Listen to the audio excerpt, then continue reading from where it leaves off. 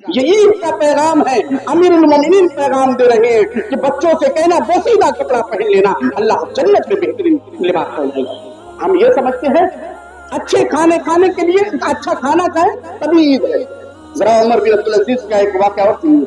عمر بن عبدالعزیز عید کی نماز پڑھتے ہیں, اپنے گھر میں پہنچتے ہیں. گھر میں پہنچنے کے بعد بیٹھتے ہیں, ان کی بچیاں آتی ہیں, منہ ڈھانپ لیتی ہیں.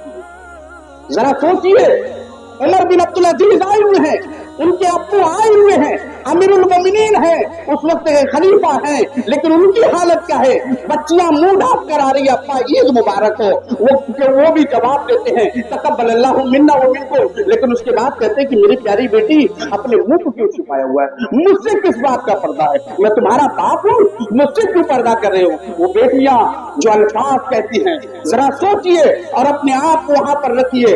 آپ کے آنسو آپ کے آنکھوں سے آنسو گر جائیں گے, آنکھیں ڈبڈبا جائیں گی. عمر بن عبدالعزیز کا اتنا پوچھنا ہوتا ہے, ان کی بیٹیاں کہتی ہے ابا جان گھر کے اندر کھانے کی چیزیں نہیں ہیں, اے ابا جان گھر کے اندر اناج نہیں ہے, 2 پیاز بچے ہوئے تھے, ہم نے اسی کو کھایا ہے, ہم نے اس کو کھایا ہے, ہمارے منہ سے بدبو آ رہی کیا تھی, ہم نہیں چاہتے کہ آپ کو تکلیف پہنچے, اس وجہ سے ہم اپنے منہ کو ڈھکے ہوئے ہیں تاکہ ہمارے ابا محترم کو تکلیف نہ ہو. یہ عمر بن عبدالعزیز ہے, یہ خلیفۃ المسلمین ہے, اگر چاہتے تو بہت کچھ انتظام کر سکتے تھے, لیکن ان کی بیٹیاں کہتی ابا کھانے کے لیے گھر میں آج کے دن کچھ نہیں ہے, 2 پیاز تھے تو ہم نے دونوں بہنوں نے کھائے, اس کی بدبو آپ تک نہ پہنچی, اس وجہ سے ہم نے اپنے منہ کو چھپا لیا. میرے بھائیوں یہ عید ہے ان کی.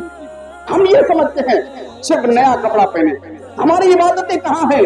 یہ لوگ راتوں کو جاگا کرتے تھے, یہ لوگ اللہ کے بڑے پیارے تھے, بڑے دلارے تھے, دنیا کی تمام آسائشیں موجود تھی عمر بن عبدالعزیز کے پاس. جب یہ خلیفۃ المسلمین نہیں بنائے گئے تھے, جس راستے سے گزرتے تھے لوگ پہچان جاتے تھے, اتنا عمدہ قسم کا خوشبو لگاتے تھے, لوگ پہچان جاتے تھے کہ عمر بن عبدالعزیز گزرے ہیں. میرے بھائیوں میں چند باتیں اور کہہ کر میں اپنی بات ختم کرتا ہوں. یہ عید کا موقع ہے, ہر شخص کو چاہیے کہ اپنے آس پاس دیکھے جو لوگ اس لائق نہیں ہو ان کے گھر اچھے کھانے بنے ہوں, ان کو اپنے گھر بنائیے, کھانا کھلائیے.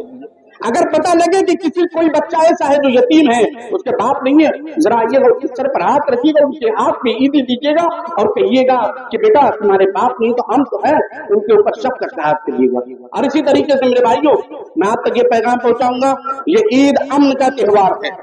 آپ لوگ بھی اس چیز کا ثبوت دیجئے کہ اسلام امن و امان کا مذہب ہے. آپ لوگ روڈوں پہ چلائیے نہیں. یہ عید کا تہوار آپ نے منا لیا, نماز ادا کر لیا, آپ اپنے گھروں کو جائیے گا, آپ لوگ روڈوں پر چلائیے گا نہیں. کسی کو پریشانی ہو ایسا کوئی کام